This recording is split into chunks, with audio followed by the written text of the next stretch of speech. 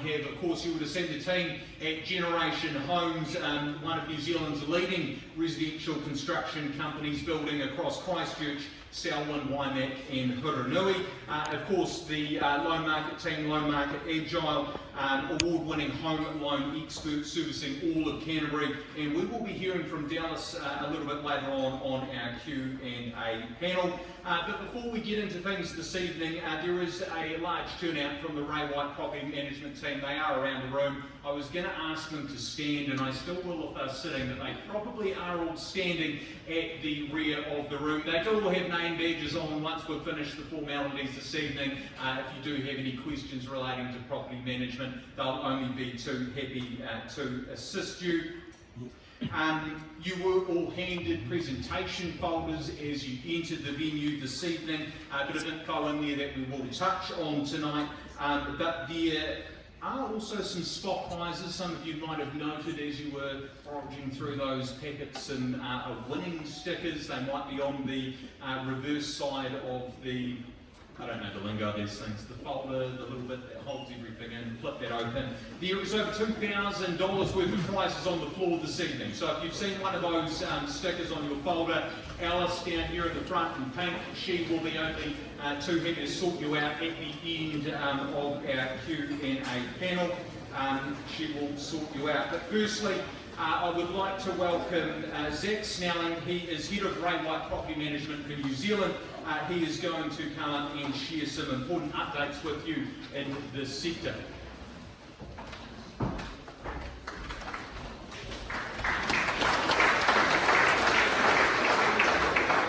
How is everyone this evening? That's the spirit. Come on, how's everyone bloody going? Good. Awesome. Hey, look, first of all, I just want to say a huge welcome. Thank you for joining us tonight. Thank you for taking time out of your evenings. I know you've got other commitments. We genuinely appreciate every single one of you joining us tonight. First of all, though, most importantly, I want to say a huge thank you to the teams that have put this together. There are 6 officers here tonight who are hosting you. We've got Morrison Co Property Management, Metro, Red Chilli, New Brighton, Bishopdale and Marshland. Can we please give them a huge round of applause? Christchurch Town Hall, it's such a beautiful building. I'm really happy to be here. Alice, we could not have done this without you too. Thank you. A bit about me, I've been in property management for 17 years and counting now. It's all I've ever done, straight out of uni. My role with Ray White New Zealand, heading up the property management team, I've been leading that network now for 10 years. This is my crew. This is my team. I'm really proud of what they've done tonight. Nationally, we've got nearly 200 offices. We manage just tick over 22,000 properties. There's a lot to it, but I wanted to talk to you about where tonight started, the origins of today. I have to say sorry to the team in the back. I did say I would never tell the story again, but here we go. Who's familiar with Nigel Kennedy and Mr. Funny Bunny? Anyone? First trip, Inter-Islander, it was the summer of 2021-2022, my first ever trip on the Inter-Islander.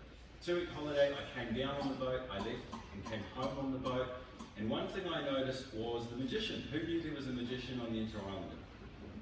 Both trips, over the loudspeaker, I heard the same announcement, the same show, the same tone, the same everything.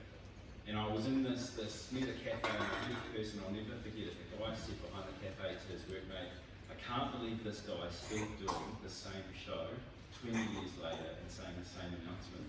And it was like a punch in the stomach. It was about relevance. It was my wake-up call. What are we doing? How's our company standing out? How are we going to really promote ourselves nationally? This was where the strategy came about. This is our 5-year property management strategy, which is again part of the origins of why we're here today. The strategy is effectively an exercise at looking inward and really discovering what's wrong with our company. What's wrong with property management? What's wrong with the industry? And here's what we identified.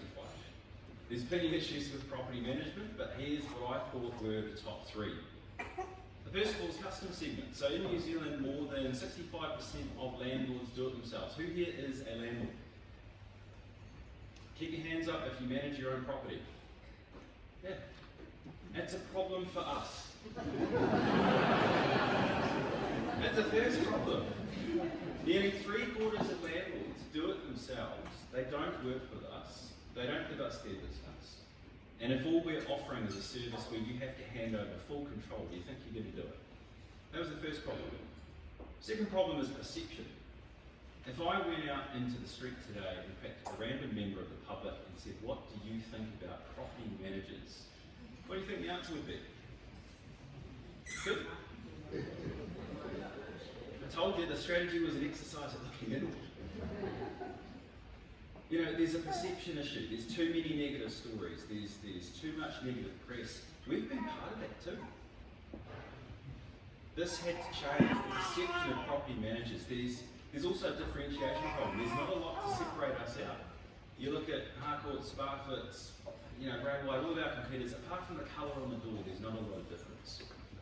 And the third biggest problem, I think, in property management is there are no rules, no requirements, no qualifications, and that's completely fine. You, madam, what's your name? Joan. Did you know, anyone here know that Joan, tomorrow, you can open up a property management business operating from the back seat of your car, having all of these lovely ladies and gentlemen's rent coming into your personal bank account, earning interest, paying your mortgage next week with the rent if you like, and then putting it back without any qualification, standard checks or balances. That's the industry today. Again, the strategy was looking at what are our problems, how are we going to grow, how are we going to be relevant, what are we going to do. Tonight is the culmination of 2 years' work. It's not a one-night event. You've got 6 officers here who have been working incredibly hard. I'm so proud of what they've done, and we're here to finally show it off to you. So in this room, we've got 6 officers, 2,200 properties, 6,000 New Zealanders who we're looking after, just from the officers in this room.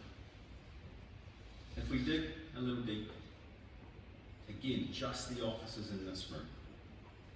$63 million, give or take, in annual rent collected, and nearly $1.7 billion of assets that we manage, just from the officers in this room. If we look at this and the significant value of people and property that we're entrusted to look after, and you go back to no rules and no standards, don't you think tenants and landlords deserve more? We do. So this is what we've done. The strategy, again, 18 months ago, this was the plan. How do we get rid of all of those issues or try and help them?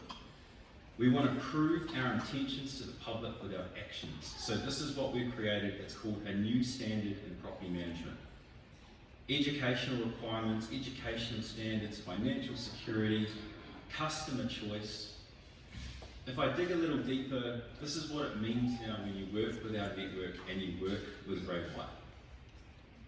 We're one of the most qualified property management networks in New Zealand. The last year or so, we've had nearly a couple of hundred property managers across New Zealand in their own time do a 12-month qualification at their own cost, extramural learning on top of their day-to-day jobs. We've implemented all sorts of new standards. We've got insurance to protect the people and the property, dedicated client funds account that works. But we're also trying to change it up again. So I asked you before, and I'm going to ask you again, who here is a private landlord who manages their own property? Again, slightly less enthusiastic response this time, but anyway, I know you're in the room. We want to redefine customer choice. So not only have we developed a new standard of property management, one of the things we're also really proud to show you tonight, and I want you to ask a lot of questions and go talk to the guys this evening, is Railway Choice. This is the DIY landlords. This is for you. It's choice redefined. So 65% of the market, you do it yourselves. We want to help you. We've got casual letting, initial inspections, routine inspections, rent management. And if I pick out some of these, a casual letting, we do the agreements, the clauses. If you don't do the right statements and insurance details and all the rest of it, you're going to get a fine. Initial inspections. Who here takes an initial inspection for their tenancy with hundreds, if not thousands, of photos? I'm not joking. Who here does a routine inspection every 3 months? 2 hands. So for all the rest of you, good luck getting your insurance if you ever need to make a claim. Basically, Bray Wyatt Choice is us meeting private landlords where they're at. We're opening the doors, we want to work with everyone, and we're not ashamed to say our goal is to convert you into a management. But in the meantime, we want to help you. We want to help provide better outcomes for you, better outcomes for your tenants. You pick and choose the tools and support that you need, and this is our industry exclusive new product range, Bray Wyatt Choice. There are capped numbers. We're opening the door only so far. We can only manage so many people at one time. So please get in quick, talk to the team tonight. But we're really proud of the changes we've made tonight. And again, I want to say thank you. Before I jump off, it's not so much a thank you for you guys for joining us. It's a thank you to our team. Ones I can see here, Ashley, Big Red, Cara. Thank you for joining me on this journey 18 months ago, Katrina. This crazy idea. I can tell you, they didn't like it. They didn't like me saying you had to do 12 months worth of qualifications at your own cost. That I'm going to get you to open up the door to all the landlords who actually don't want to sign a management agreement. Can you imagine? But we've got a whole network on board. They're proud of it. They're ready to work with you. And I'm really proud of them. So thank you guys. And I hope everyone has a really good night tonight. And come talk to me later if you want to have a chat. Thank you.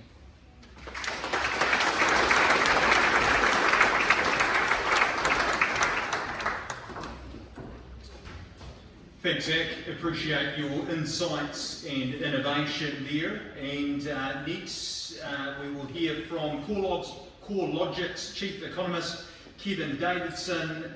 Please come up, Kevin, with the man with his finger on the pulse, hoping to give us a few gems, a bit of crystal ball gazing, or something a little bit more defined.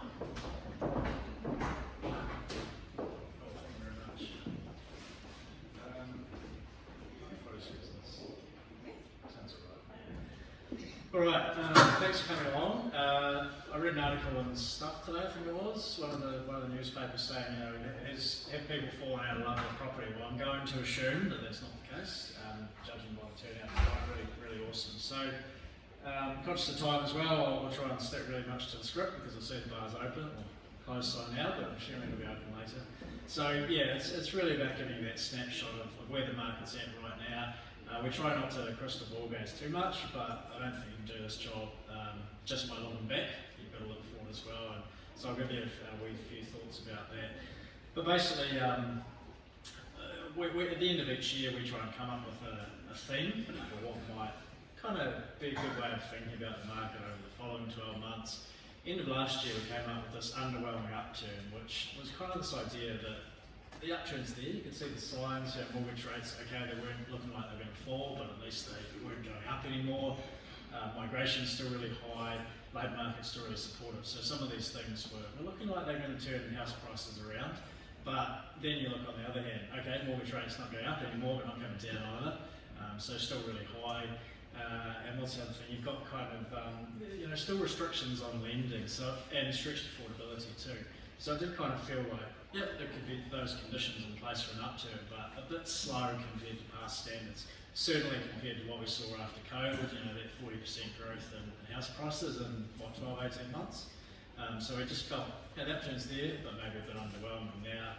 Roll forward to, what are we, sort of 4 or 5 months into the year, definitely still pretty underwhelming. Our house price index went flat in April after some sort of slowing figures in the previous few months. So definitely an underwhelming upturn, and that momentum seems to have shifted from the end of last year, which was kind of a seller's market, into what's now being thought of as a buyer's market over the first few months of this year. Now, don't ask me to put a technical number on what's a buyer's market, what's a seller's market. I think it's pretty difficult to define. It's kind of the vibe, I guess, what agents are telling you, what brokers are telling you, that kind of thing. But it does definitely feel like we're in that buyer's market, which naturally takes a bit of heat out of house prices. So definitely underwhelming so far, and then the question is, well, does it continue? So hopefully I'll be able to have a wee bit of insight to that over the next few minutes. Quick agenda. We've got heaps of CoreLogic's a property data business. Hopefully most of you are aware of what we do. So tons and tons of data, and really about sort of looking at what's happened in the market recently, but also why. And one thing that kind of annoys me a little bit is there's a 7 to 10 year property cycle and prices will always double, don't worry about it. Well, maybe that's the history, but it doesn't happen by magic. You know, it happens because of some key drivers. It's not just some magical thing that they'll always double. So we always like to look at why things are happening, interest rates, migration, all of that stuff. Reserve Bank and government, big player in the property market at the moment. I mean, the list of changes is just massive, particularly around investment, which I've hopefully listed all of them. It's not easy to remember them all, but I've got them on a list. And then a wee bit about the outlook. So hopefully I won't use the word patchiness too much. It's become a really common word in my vocabulary over the last kind of 3 or 4 months. So hopefully you'll only hear it once on this slide, but things are patchy. It's sales are rising. I suppose economists are famous for saying on one hand or the other, sit on the fence kind of thing. But I think right at the moment, it's a very important way of thinking about things. There are buts.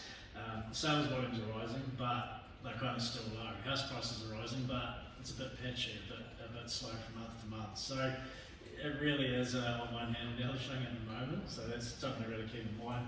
But that patchiness is still a feature. Sales growth is definitely there, so we're seeing sales volumes rise now.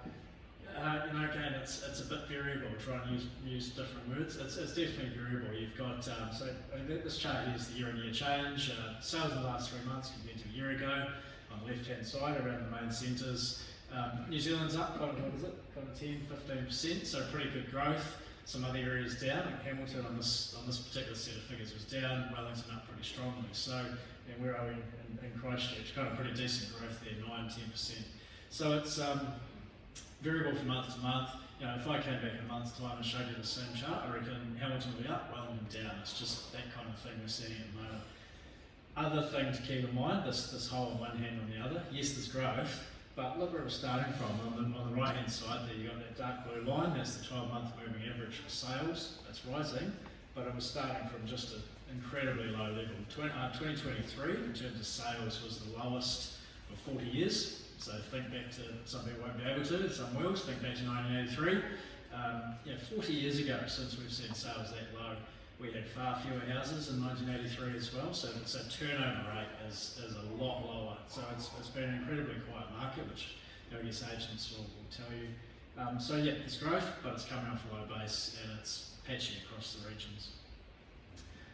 House prices, so you tend to see that when sales rise and or fall, house prices will do the same, so 3 or 4 months later. We're definitely seeing that now. The recovery is there, like I said, but it's a bit underwhelming, a bit variable from month to month. Chart here on the left is our house price index around the main centres, and you can kind of, there's lots of things stick out. You can definitely see the COVID, post-COVID boom, the downturn in prices we've seen since then, and just that sign that things are turning around in the last few months. You've probably got to zoom in pretty close, but that turnaround is there. However, we're still way down compared to the peak, nationally sort of 11-12% below that previous peak, and at current growth rates, so it'll take a fair while to get back to that mark. On the right hand side, we've just got the change in property values over the last 3 months across all of the districts of the country. Now, I probably need to change the colours. Anything that's grey on there is flat. Now you won't be able to see the grey because it's grey background, not ideal. But anything that's orange or red has seen growth. Anything that's blue has actually gone down in the past 3 months. So you can kind of look across there. So generally there's growth across most parts of the country, but there's also some flat areas and there's also some areas that are down. Now you look through the kind of central lower North Island there, you've got a few blue bubbles. So it's definitely not one-way traffic. I should say the size of the bubbles is the kind of bigger markets. It doesn't tell you too much, we all know where they are. It's more about that shading and where those hotter areas are and where the colder areas are. So some getting there, and then since December, some are up, some down, some flat. Definitely still pretty patchy. So why, or part of this is also the shift into the buyer's market. So we went on to listings pretty closely. Tail end of last year, things were tightening up a little bit. Coming to this year, and actually we're seeing that loosen. So this chart here is your total stock on the market now compared to 12 months ago around all of the regions. Canterbury, whether for good or bad, depending on your perspective, Canterbury's still a little bit tighter than it was this time last year in terms of stock on the market. You got kind of Southland and Wellington pretty flat, but those regions over to the right hand side have seen a strong lift in stock on the market. In particular, Auckland and Waikato, pretty big regions in there, have seen stock loosen. So, that shift back to a buyer's market, they've got pricing power, we're seeing prices kind of ease off a little bit. It's not really because of a big flood of new listings. So new listings, they always rise with it. We're going into the downturn now for winter, but they always rise at the start of the year. It's their seasonal rise, so nothing unusual about that. What's happened is that, like I said, sales have been low, so a lot of normal flows of property coming on, not much leaving through having been sold, so you've got the stock rising. So it's not like there's been a sort of wave of new listing. It's pretty solid, but it's not this wave. It's more about the lack of sales at the other end. But either way, stock's up. I'm not going to tell you what the definition of buyers and sellers is. There's no sort of cut-off, but it definitely feels like we're in that buyer's market now. Pricing power's in their favour. So from that perspective, good time to buy. There's this sort of weird psychology going on where in a buyer's market nobody buys because they're scared of doing something wrong, and the person next to them is not buying, so what am I missing? And then end up buying in a seller's market. So the psychology is a weird one, but the conditions are there. You get your finance, there's plenty of choice, and it seems like that's a decent time to buy. Okay, a lot of squiggly lines on these charts. This is our buyer classification. So this is trying to break down every purchase into who the buyer was, whether they're an investor, whether they're a first-home buyer, or a relocating owner-occupier. The lines of interest for me, really, the red line here, first-home buyers, and mortgage multiple property owners, or mortgage investors, in other words. There's that sort of lighter blue, I don't know, aqua colour, whatever you want to call it. And contrasting fortunes, where we're definitely seeing at the moment first-home buyers really strong. Now these are market share numbers, I should say. This is not number of deals. I've already covered off how that's kind of relatively low. So these market share numbers, in particular, the strong share for first-home buyers is taking place in an overall quiet market. So the number of purchases isn't bad, but it's not. It has been higher in the past as well. So number of purchases kind of through the middle. Market share's the one that's at a record high. But still a success story. First home buyers have been really active, tapping the low deposit allowances at the banks, low deposit lending allowances, using KiwiSaver for some of the deposit. What else? Less competition from other buyer groups. It has been harder for investors. No surprises there. Rental yields are low, mortgage rates are high. That equates to top-ups. And yep, it's always been the model to top up at the start, but just they're quite large at the moment, which I'll come back to. Now, investors aren't gone altogether. 21% of activity still going to mortgaged investors. I think it's, when I say mortgaged investors, I mean, to make it work, you've probably got to have either buying a really cheap property or a big deposit. It's about getting the size of that mortgage as small as possible, even though you're still using one, simply because mortgage rates are high. But 21% still active, not gone altogether, 1 in every 5 deals, not bad. It's just that historically it's been 25, 26, and at some points it's been closer to 30. So yeah, contrasting fortunes. First home buyers pretty strong. Mortgage investors kind of, biding their time, sitting on the sidelines, kind of waiting for that sort of optimal time to buy. I'll just touch quickly on new builds. Obviously, new builds have been a pretty important target for first home buyers and investors actually. And if you look on that right-hand chart, same figures, but this time just looking at new builds. Mortgage multiple property owners accounting for 31% of activity over there, biggest buyer group for new builds. So clearly that's been a key target. You get in with reduced deposit under the LVR rules. Up until very recently, interest deductibility was still 100%. Still is 100% now, but it's coming back for existing properties too. So previously there was that strong tax advantage, both from interest deductibility and the Brightline test, shorter Brightline test on new builds. So definitely a strong incentive to look at new builds. We're interested to see how this turns around, as those tax rules change potentially over the next year or two. That real focus from investors on new builds might kind of just ease back a little bit, shift back towards existing properties. But it'll be interesting to see. Okay. Just quickly around some of the main centres, given where we are, you're probably most interested in the chart on the right, but Christchurch, whether you're looking at Auckland or Christchurch, just picked out a couple of main centres. The numbers are different, they get a bit jiggly when you get down to more granular level, but the themes are still there. First home buyers really active, whether you're in Auckland, whether you're in Christchurch. Mortgage investors, still there, yep, for sure, but just a little bit quieter than normal. So there's those big picture themes that we're seeing nationally are still holding at each region too. Cool. Okay. So that's kind of the market. I mean, I feel like that's a pretty whistle-stop tour through the market. But the key points really are sales, yes, rising, but still kind of low. House prices, yes, rising, but not everywhere, and a bit patchy from month to month. Within that market, though, more choice, more listings. It's a buyer's market, and first-home buyers enjoying conditions. With investors kind of still there, but maybe just waiting for, I guess, the key thing would be mortgage rates starting to decline. That would be a big trigger.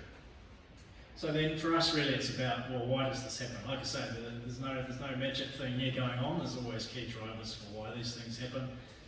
I suppose starting with the supportive or positive, depending on your perspective. I mean, the thing about the housing market, there's always two sides to the coin. I mean, if you own property, great. If house prices are going up, if you want to buy one, not so good. So there's always two sides to the coin. So I'm always really cautious of saying, well, this is positive because it might not be for some people. So I guess I'll talk about it in the sense of at least driving up the market, that kind of thing, whether that's good or bad.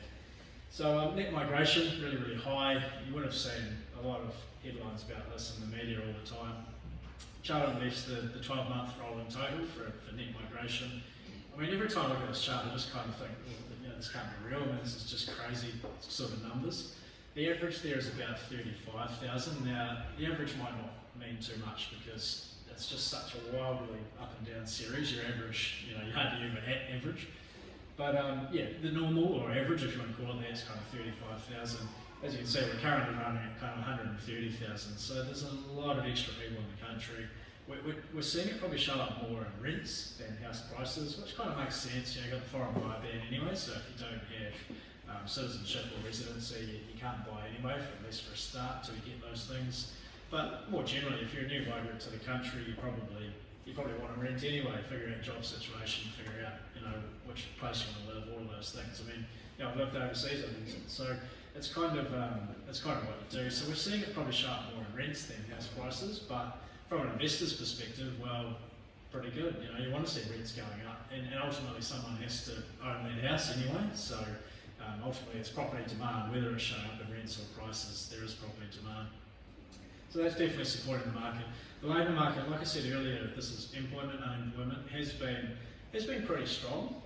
We're just at a turning point though, where I think you have to acknowledge the unemployment rate is still low. I mean, 4.3%, latest number, still pretty low. I think when it gets sort of above 5, that's when people start to get a bit more nervous. But just at that turning point where up until recently the unemployment rate's been going up because of a bigger labour force, simply more people in the country. Increases your supply of labour, tends to push up your unemployment rate if job creation isn't as strong. So, but that's been up until very recently. What we're seeing now is that actually this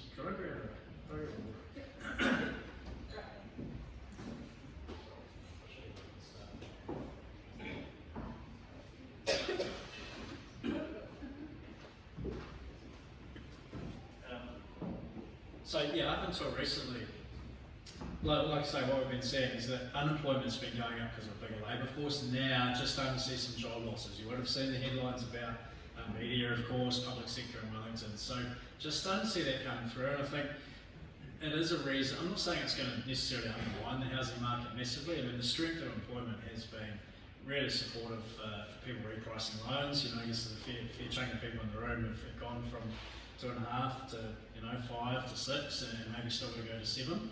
So that repricing process, unless you locked in at 2.9 kind of 5 years ago, which I guess we quite wish we did, but very few people actually did.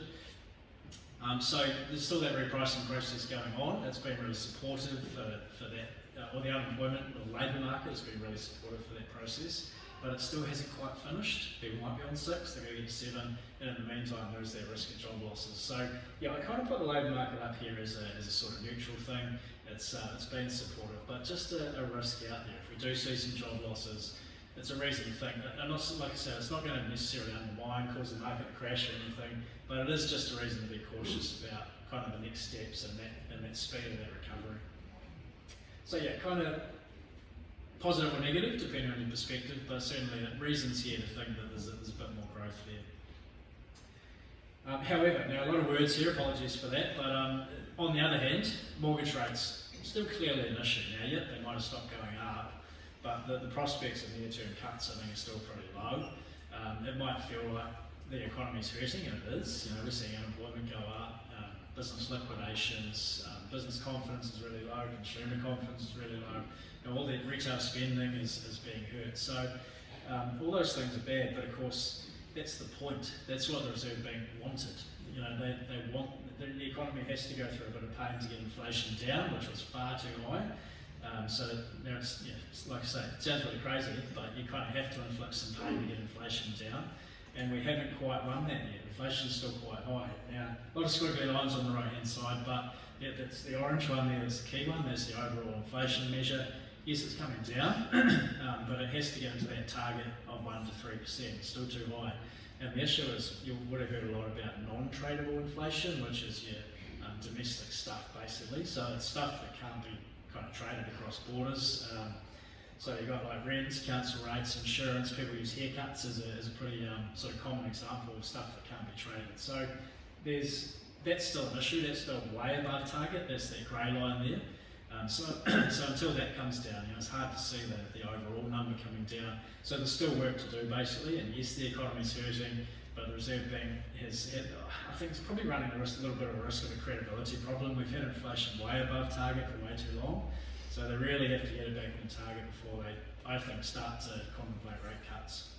So what does that mean? Well, maybe at this point, OCR cuts tail end of this year, official cash rate cuts that is, tail end of this year, maybe into early next year. It depends a little bit, and things can move quickly. I mean, it could be sooner than that, but it's probably worth budgeting on kind of another 6 months, 9 months of mortgage rates where they are. Now, keep in mind also that the official cash rate isn't the only driver of mortgage rates. There's bank competition, what's happening offshore with wholesale financing, all of these things, but the official cash rate plays a key role, and if it's not coming down until November or February, then you know, little chance of mortgage rates really falling much either. So, long story short, inflation is still problematic. Reserve Bank's still got to get on top of it. Yes, it might feel like there's some pain coming through now, but that's the point. And you know, inflation will slowly come down. So, not saying we won't see mortgage rate cuts this year. I mean, some of the smaller banks I think have already put through a few cuts, but I think if it's useful in terms of theme and concept to maybe think about rate cuts being a story for next year rather than this year. That might kind of help the whole budgeting process. Okay, I think I've probably covered off most of that. Cool. Here we go for time, probably 5-10 minutes. Just a little bit on construction, I guess, in terms of thinking about these drivers, talking about migration, the labour market, mortgage rates. Construction, you know, we've had a history of big booms and busts in the construction sector. I suppose that people I speak to a little bit now are like, yeah, we're going through a construction downturn now. Why are you so cautious about house prices? I mean, aren't we going to see a big spike in prices because we're going to run out of houses, basically? Which is what has happened in the past. I mean, you can't rule it out. And yes, the construction sector is in a downturn. Dwelling consents are falling, building activity is falling. You're seeing liquidations for construction firms. So you can't say there's a zero risk of housing shortages in the future, given that we've got population growth too, but I just think the risks are less than what they've been historically. And part of it's this chart here. Now, again, a lot of lines, but this is a projection from a bunch of organisations that are pretty heavy into the construction industry for dwelling consents. And yep, dwelling consents are falling, but they reckon they'll probably bottom out at about 30,000 a year. Now, coming down from the peak of 50,000, kind of a couple of years ago, seems like a big fall, and it is, but 50,000 was probably beyond capacity. 30,000's a lot, so it wasn't really kind of realistic, if you like. It's not the best way of putting it, but it was too high. 30,000 is a lot more normal, and also if you look back to the GFC, if you can see it, the trough there was about 13,000. So when you get down to that kind of level, no surprise we had a shortage of housing, and that created spikes in house prices. This time, maybe we bottom out at 30,000. You know, it's a lot more houses. The trough is a lot higher than what it was back then. So, yep, there's definitely issues. The mood's pretty negative. Dwelling consents are falling. Workloads are falling. But the projection is that they won't get to that GFC kind of trough. So, you know, a bit more housing in relative terms to what we had back then. Less risk of supply shortages and less risk of spiking prices. So, just a wee word on that. And maybe we get into next year. Migration's still quite high. Mortgage rates starting to come down. That'll help out too. So I'm not like a sort of construction kind of outright optimist. You've got to acknowledge those negative factors, but just think those risks of shortages are less than what they've been historically. Okay, so that's kind of the fundamentals. WeWord and it's probably, I know it's going to come up in the questions later, just around all of these factors around obviously investment. All of the tax rules that the previous government put in and the current government's taken out. Also what the Reserve Bank's doing around loan to value ratio rules, debt to income ratio rules, it's all the acronyms. We've got DTIs, LVRs, CCCFA, OCR, I think there's probably some other ones in there. But it's a pretty long list. Brightline, shortened to 2 years from the 1st of July, so basically if you buy, less risk of having to pay capital gains tax, so might kickstart a little bit of investment activity. 80% interest deductions back in right now, 100% in the next tax year, regardless of when you buy, regardless of any property you buy, whether it's new or old. So you think that would, sort of switch the sums a little bit in favour of investment as well. Lending rules potentially being changed from the Reserve Bank, LVRs, and loan to value ratio rules, deposit requirements basically set by years. At the moment, the rules are pretty restrictive for investors. If you don't have the 35% deposit for an existing property, it seems from the Reserve Bank numbers basically impossible to get a mortgage. So that will soon come down to 30%. We've seen in the past that actually 30%, still a lot, but it seems to be a kind of, seems a bit more comfortable at that kind of mark. 40% pretty high, 35 still high, get down to 30. We've seen in the data that actually it kind of feels a bit more comfortable. So that hasn't been officially announced yet, but it's pretty much as good as, it's definitely coming. People might be thinking about debt to income ratio restrictions, the caps on how much you can borrow in relation to your income. Now, I think this is a pretty big shift from my perspective. I think it does mark a pretty big kind of landscape change for lending in New Zealand, but the point is it's going to do almost nothing straight away, because at the moment mortgage rates are high. That's what's capping how much loan you can have based in relation to your income. So I think DTIs, don't worry about it straight away. They'll kick in at some point, but they're not going to do much straight away. They'll start to buy when interest rates fall more significantly. So DTIs, yep, it's on the horizon, and I think long term it'll tend to tie house prices more closer to incomes. So we have seen house prices maybe grow historically 6-7% a year. With DTIs in place, it probably ties it more closer to income, which is 3 or 4. So, assumptions around, you'll still have cycles, and yep, there'll be booms in house prices and all of that, but on average, I think we're probably looking at a future where house price growth is a bit slower in the future than what it has been historically. And part of that is tied up with simply capping how many properties you can own. If you earn 100 grand, let's say, for illustration's sake, the DTI for investors is set at 7, so basically you can have 700 grand of debt. Now, if you've already got a mortgage on your own house and a mortgage on a rental or two, you're probably pretty close or over that cap already. So it's hard to borrow more. The only way you can borrow more is to grow your income, and that takes time. So we'll slow down the speed at which people can build a portfolio, caps how many they can own over shorter periods of time. So I think that will have a house price impact, but it's not now. The key thing there is mortgage rates.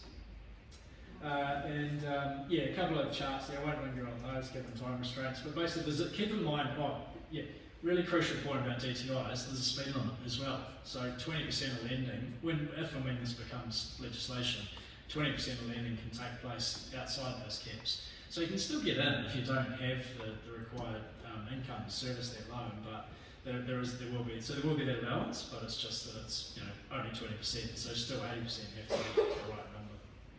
But definitely not impossible. And at the moment, the numbers, which is the point of that chart, but I won't linger too much on that, is just to show we're already under the speed limit. So that's another reason to think that the DTI straight away won't do too much. But it's definitely something to think about longer term.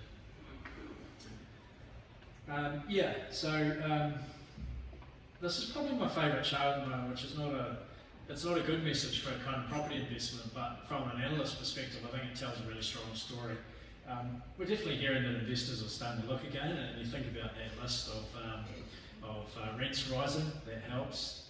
Deposit requirements set to ease, bright line being shortened, interest deductibility coming back.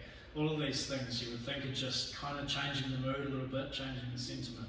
But even with that in mind, rental yields really low, mortgage rates really high. That negative gap is the biggest it's been since 2008.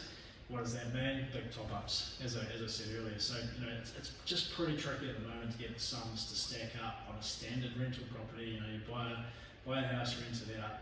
It's just a wee bit tricky, and it's because of people are fixated on interest deductibility. That's the thing that's kind of made it hard. Well, I don't know so much. I think it's just simply high mortgage rates and the fact that the rental returns are not covering it. You've got to top the property up. So I think until mortgage rates come down, that's probably the trigger. So people are starting to get their ducks in a row, I guess. But actually turning that sentiment into real purchases is probably still going to be a bit tricky until that orange line starts to come down. So that's potentially a story for next year. But like I said, people are still doing it. 21% of activity going to mortgage investors. There's still activity, but just it is a wee bit tricky. So it doesn't take you don't need to run the sums for too long to kind of realise that. So like I say, it's not a great chart if you're looking to buy more properties, but I think from an analyst perspective, it does kind of tell that story pretty well. So yeah, still possible, but just not easy with mortgage rates where they are. All right, so that's it. Hopefully I've done pretty well for time, not bad. So the recovery to continue slowly. I think that's the idea from this, is that I suppose when people are thinking about property market recovery, it's the easy one to think about, and the one that's freshest in the mind is post-COVID and 40% growth in house prices. Everything was off to the races. Well, anything's going to look pretty underwhelming compared to that. So it depends on what benchmark is set, but just think in this market at the moment where we've still got stretched affordability. I mean, yes, house prices are down 10-11% still from the peak, but I doubt that many people are rushing out going, look how cheap housing is. I mean, it's not like affordability has really been restored. Better than it was, but it's still not affordable. So there's still challenges there. Mortgage rates are still really high, so that's a challenge as well. And now at the moment we've got a lot of choice, so buyers have the pricing power. So suggesting that capital gains won't necessarily be that strong for a while. So yeah, I don't know. I mean, in terms of we don't tend to do forecasts, so we can avoid it. But I don't think you can do this job without having a forecast. So for us, I've run a little kind of nerdy economist model on the right-hand side there of some of the things which kind of determine house sales activity. It's not house prices, but there is a correlation there. I think we're looking at maybe 10% growth in sales this year and another 10% next year. So a bit of a busier market, but keep in mind it's coming from that super low level. So even after 10% growth in 24 and 25, we're still way below average in terms of normal levels of sales activity. So yep, there's growth, but it's coming from that low level. It still leaves you below normal. When you see growth in sales, you tend to see growth in prices. So we've kind of penciled in capital growth this year at 5%. It could be 5% next year. Seems slow compared to COVID, but actually there have been times in the past when growth has been 3 or 4 or 5% for long periods of time. And so I think that's potentially what we're looking at again. But it'll be really variable in some areas. Nobody buys the average. Nobody buys the average house. And, I have to do averages because that's the only way to show charts. But nobody buys the average. You buy an individual house, an individual street, which will have different prospects. So, don't expect everything to go up 5%. Some will be less, some will be more. There's going to be variability around that. In terms of key groups, maybe there might be some first-time buyers, I don't know, but I think first-time buyers have still got pretty decent opportunities. Probably still a testing year for investors with interest rates where they are. But getting into next year, mortgage rates start to come down. Some of those lending rules are more favourable, tax rules more favourable. Kind of feels like that's the conditions have changed. Now, also you could say, well, why wait? Try and get ahead of that. So that's down to the individual to decide, of course, and keep in mind that kind of psychology around. Well, it's a buyer's market, why not buy? Why wait for a seller's market? It doesn't seem to make much sense. So, yeah, that's pretty much it. So, upturn year, but a bit underwhelming, a bit subdued. Let's see if we're right. Thank you.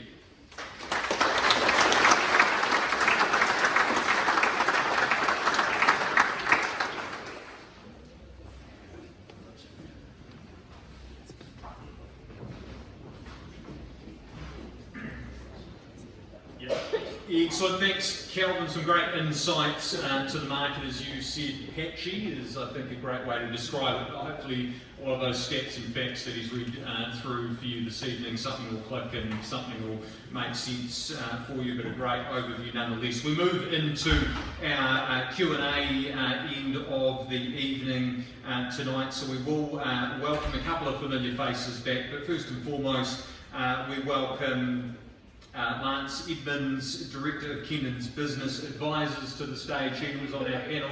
You welcome back Zach Snelling, Dallas Roberts from Loan Market, and of course we've just heard from Kelvin, but he's back on the stage, folks. If you guys want to jump up here, feel free to shimmy your seats more into the stage so you're not sitting on top of one another.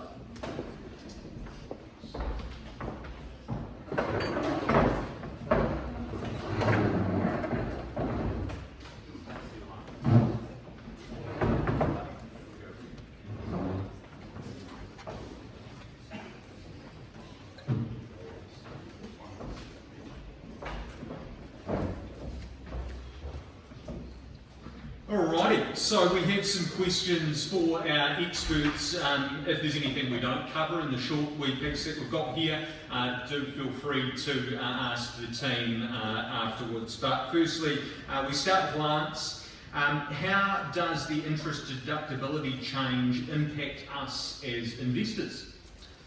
Well, for the last financial year, which has just finished, it's the old rules. So some people have 100% interest deductibility, some have 0%, and some have 50%. So last financial year, we are starting to see with the ones who've got 0 interest deductibility and 50% deductibility, you've got tax obligations. With the phase back in of interest deductibility in this current financial year, it's been 80%. So what I'm expecting to see with those ones is actually seeing they may not actually have an income tax liability. So they've got to plan for that. And then that also gives us the ability now with Brightline, we'll go to 2 years, where we actually can restructure people's affairs, so we can do further tax planning around that to greater interest deduction, because it is your largest deduction. It's now coming back in. Perfect. And can you summarise the Brightline changes that are meant to be occurring this year and timeframes around that? Yep, it was, as Kelvin said, the legislation has been amended and enacted, so from the 1st of July, every property or investment property is in the 2-year rule.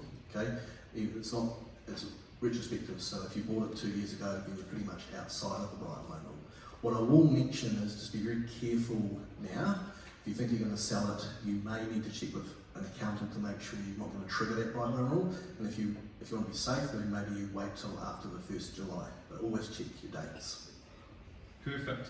And what is the best ownership structure for an investment property?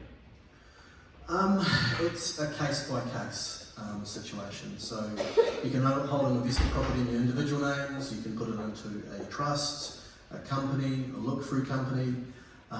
So it really depends on the situation. So if you're a business owner, then I would probably be more leaning towards a trust for asset protection. If you're just a salary and wage earner, I would probably say maybe individual names. But like I mentioned before, the 2-year rule coming into play allows us to look at your affairs and look at restructuring. In the past, when we've got the 5-year rule and the 10-year rule, it's become very difficult to restructure. So it's a really case-by-case basis. And one thing as Kendans has been thinking about, is the last few years we've really ignored closed companies holding investment property. Now with the situation of closed companies, just a standard company, you might want to think about putting it into your investment property in there, and a closed company's tax rate is 28%. So it gives us the ability to potentially defer the top tax brackets. So that's something we're considering of using rules. So one thing I will suggest, sit down with your accountant. If you're looking to invest, get the structure right. If you've got existing properties and maybe a trust on your own names, maybe look at restructuring. Excellent. Get some good advice. That's what you're telling us. Probably the last question for you, Lance, one that you're probably reluctant to answer, but how do we reduce our accountancy fees for rental property activity? We don't. You don't? No, seriously.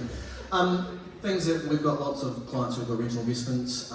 The thing to keep your fees down is collate the information. Put it and give it to us at one point. And also, if you're not sure whether you can claim it as a deduction, just put it in there so the accountant can look at it and assess whether you can actually claim it or partially claim it. If you've got multiple properties, look at using MYB or Xero accounting software, especially if you've got them owned in trusts and companies, so you can make it more efficient and timely, or the accountant can do it fast. So that would be one thing to do. But is there never a silly question if you don't know? Yeah, it's a silly person who doesn't ask the question. So hold off bringing in the shoebox full of documents Please and don't. go and fill your bits. No. Thanks for that, Lance. Great insight there. We will move back to Kelvin if you want to hand the mic on beside you. Thanks, Dallas. Kelvin, could the Brightline drive more selling and buying as well? Yeah, I think probably there's been a lot of, and the natural assumption is when you hear of shorter Brightline tests, you go, sweet, I'll buy it, less risk of capital gains tax. But I think actually there's, and I hear it anecdotally, we might get some anecdotes from the room afterwards, but there are going to be some investors out there with existing holdings who are struggling with cash flow. That's just the reality of higher mortgage rates. But paying capital gains tax will be worse. So probably just hang on, and then finding they'll be off the hook for capital gains sooner than what they thought. So bring forward a bit of selling. Now it's going to be an interesting kind of test for the market because we know listings are already high.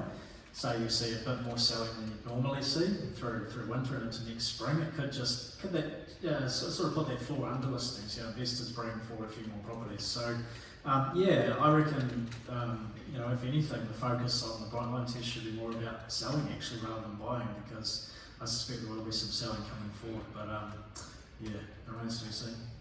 We'll wait and see. And do you think we're going to see a wave of distressed sales, Kelvin? I don't think. Fingers crossed. I hope not.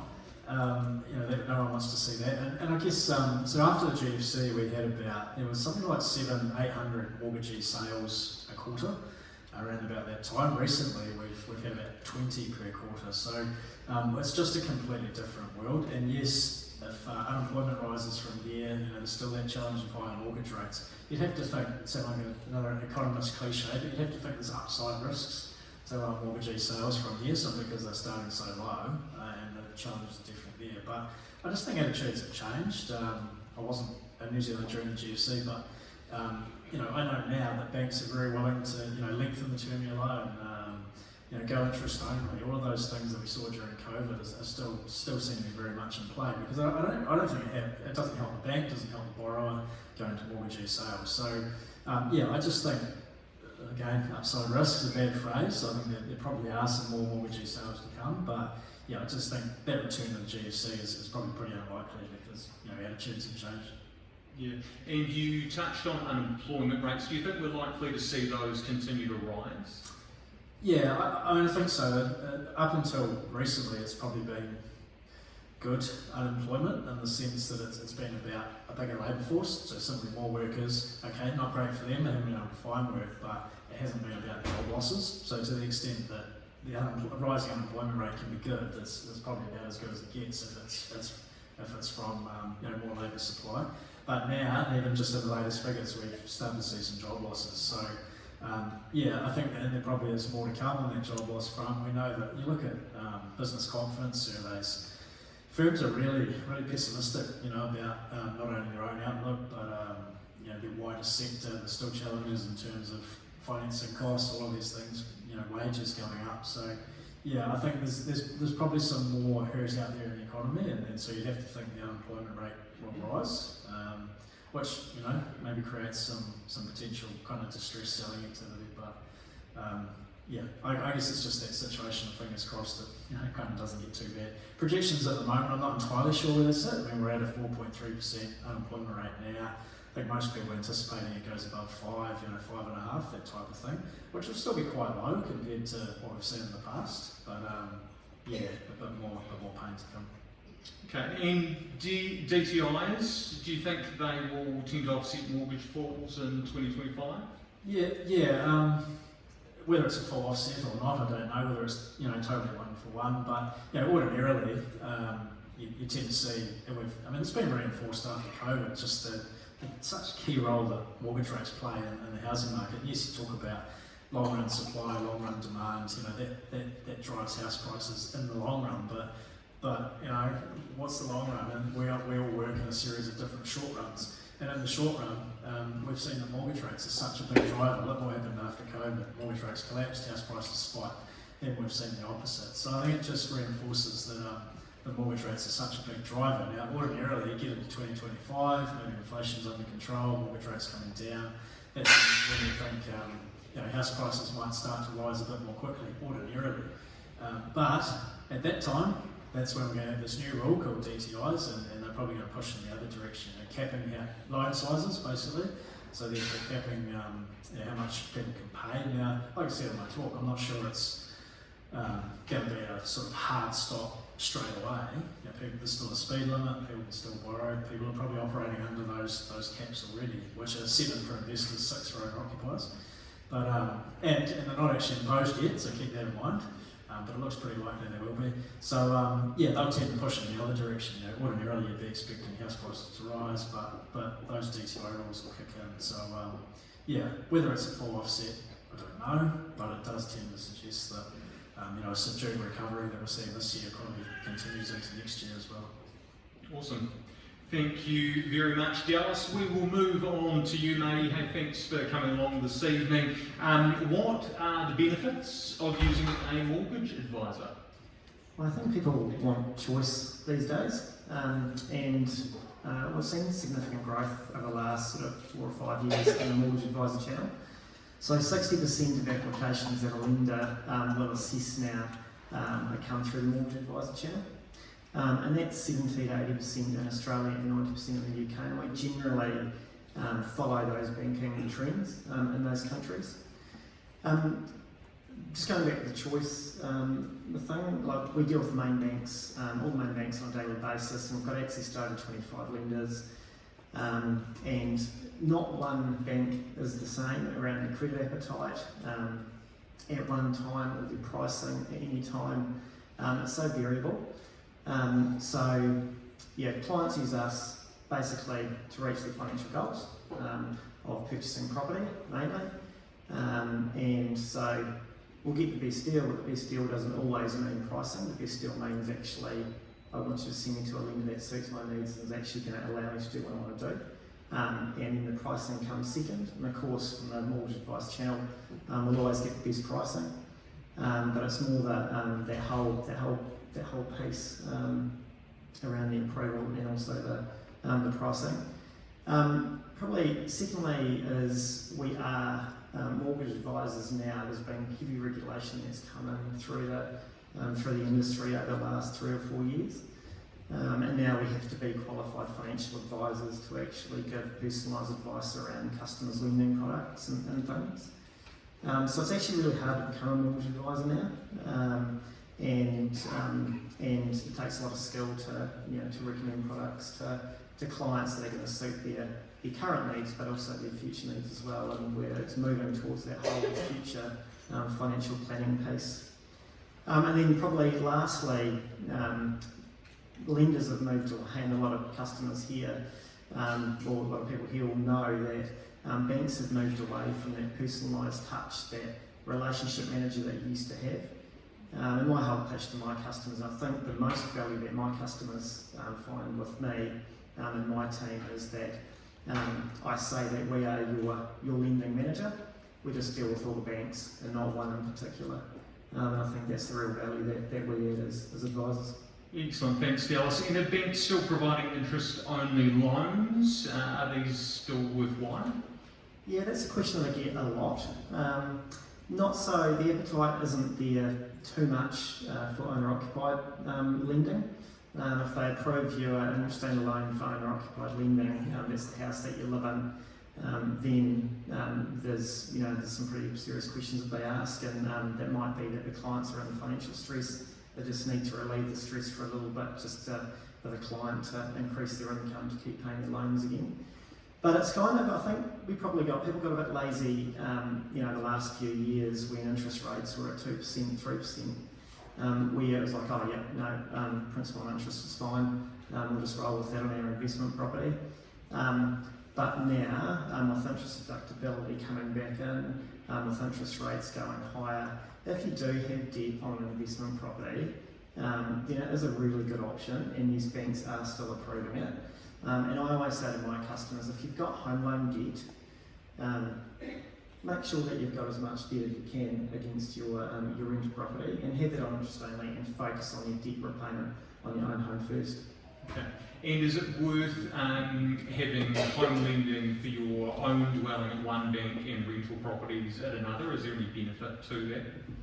Yeah, that's something that I also talk to my clients about as well, because that's so if you can do that, it's a really good thing to do, because people's circumstances change. So you might buy, you might have your own home with debt against it, you might have a rental property with debt against it at one bank, and then your situation changes, family comes along, you go into one income, then you think actually you've had some pretty good capital gain out of that investment property, wouldn't mind cashing up and buying something, buying a boat or buying a caravan, or just doing something, or having some cash in the back pocket to pay for the next 12 to 24 months whilst we're down to one income. But when you sell a property and you've got and the bank has that property as security, then they can actually repay any debt they want from the net sale proceeds of that. That's why if you ring fence an investment property at a separate bank, then your main bank can't have, you can get the true capital gain out of it. Yeah, awesome. And how much deposit are banks now requiring for investment properties or rental properties? I think Calvin answered that question in his preso, but so at the moment 35% deposit they need for an investment property, to purchase an investment property if it's an existing property. That can come in equity in other properties, if you have other properties, or it could become in straight cash, or a mixture of both. And for new builds, there is one or two banks that are still lending up to 85% on brand new build investment properties. So. Awesome, thanks Dallas. Lastly, Zach, you've already got the mic in hand, buddy. Hey, why would we use a property manager when we're happy doing it ourselves? Obviously, I have a That was vested interest in the answer there. Look, that's why we created the choice products. I think a lot of DIY landlords can do a really good job. We're not trying to tell you to stop doing what you're doing or do what you want to do with your investment, your tenancy. But we see a lot of scenarios where we are asked to help clean up messes, or we see landlords in strife because they haven't done their inspections every 3 months, there's insurance issues, or they come to us because at the end of the tenancy they're really struggling to get what they want from, say, the final bond, or issues they've had with the quality of the property because they didn't do the proper inspection at the start. I also think too many landlords think that property managers won't work with them unless you sign everything over and hand over control. And obviously we're sort of trying to change that scope and bring in more landlords to help, and I just think, talk to us, we're here to help with advice and all sorts of things. Awesome. And what is happening with government plans for regulating property managers in New Zealand? Yeah, wow. So as you heard 18 months ago, I leaned hard into the fact that regulation was coming to convince our network and everyone to get across the board first. And then, was it 4 days ago, 5 days ago, the current government said that they're completely scrapping it. So the previous Labor government introduced the regulation of the Property Managers Bill. It passed its first reading. When the current coalition government came into power, they signalled their support, even as early as a couple of months ago, said yes, we're going to work through it. It was a big surprise for the industry. In my opinion, I think the current government are really trying to push this whole idea of removing red tape, making things easy.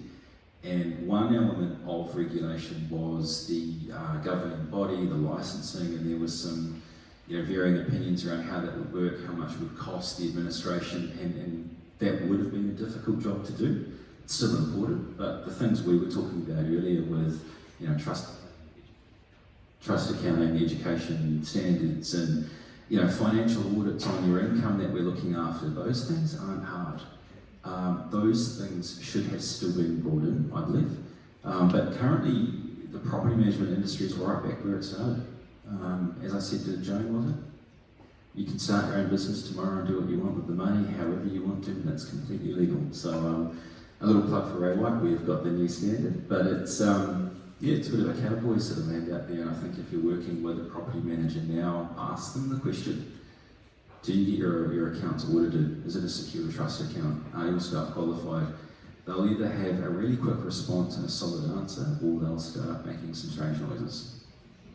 We don't like strange noises. Lastly, Zach, what are the avenues available to help manage difficult, high risk or high conflict tenancies? Look, it's another sort of slightly contentious topic, because what is a high risk, high conflict tenancy? There are so many angles to it. There's elements of personal safety for landlords and property managers, which we see a lot in the behaviour of a tenant and how that's going. You have issues with the tenant in their own lives and partners and things happening in the background. I would say, even government changes where they remove the ability now, you have the 3 strikes rule for tenants if there's issues in antisocial behaviour. It's incredibly hard to prove. Any breach notice you give has to come with evidence, and then if you issue the breach, often that creates more conflict with the tenant. My advice, if you're dealing with a tenant in a high conflict sort of situation where you're a bit worried about it, try to kind of ascertain what was really going on. Sometimes there are other issues at home with partners, job security, finances. We see sometimes that if you've got a good quality tenant, they're worth their weight in gold. Sometimes you want to see if you can offer support, go to a government agency, see if there's financial assistance available for them. That can remove some of the conflict situations. But it is really tricky at the moment, and the current government are bringing back the 90-day no-cause termination notice. That was a tool previously that we don't believe was abused. It wasn't overused by landlords and property managers. But that is an avenue that will come back where, when used properly in a high conflict or risky situation, a landlord can give notice to terminate tenancy.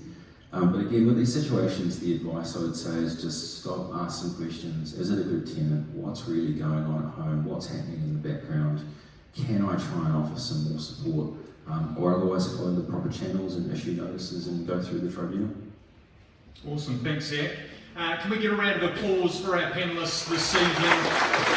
Kelvin, Dallas, Lance and Zach, thank you for your time, thank you for your expertise. I'm sure there are some more burning questions out there in the crowd, but you'll have a chance to ask those for yourself. Thank you team, another round of applause.